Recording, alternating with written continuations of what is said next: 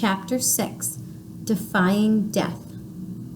For about half an hour, Annie's barrel drifted peacefully downstream, but finally it reached the wild, rushing rapids that would toss her over the edge of Horseshoe Falls.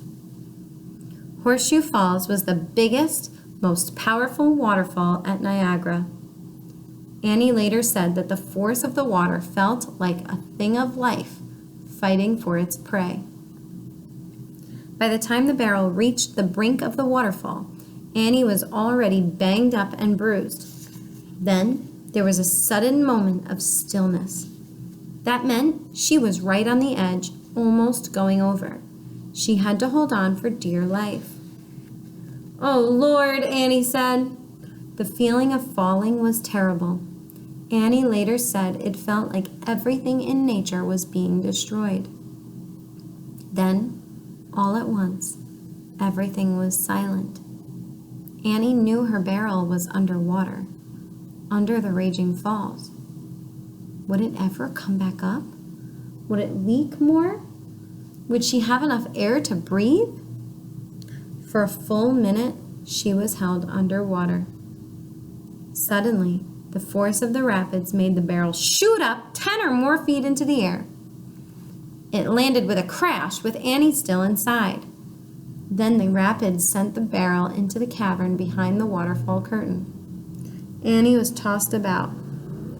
For the next few moments, she was bashed by waves.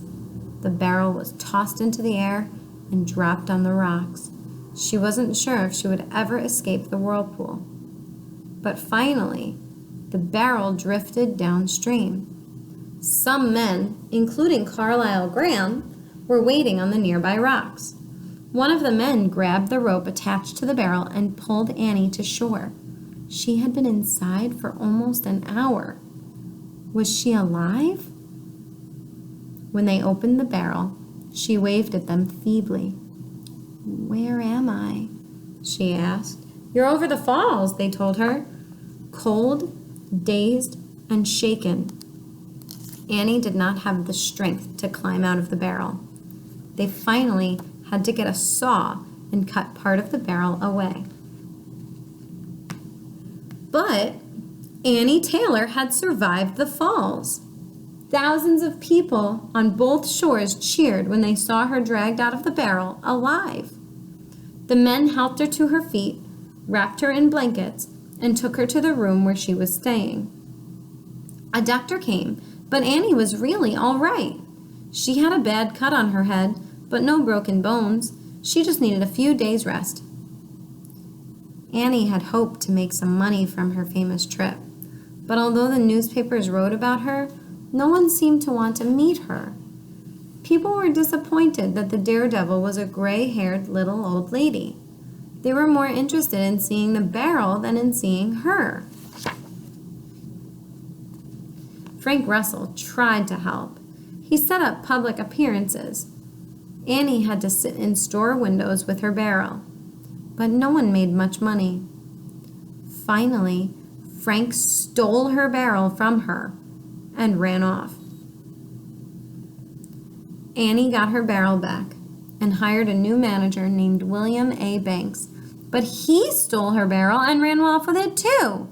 Then he hired a pretty young woman to pretend to be Annie. He knew he'd make more money that way. For the rest of her life, Annie was poor. She had a copy of her barrel made. She traveled all over the world with it, but sometimes people didn't believe that she was really the person who had gone over the falls. She seemed too old. When anyone asked about her trip over Niagara Falls, Annie had one piece of advice for them.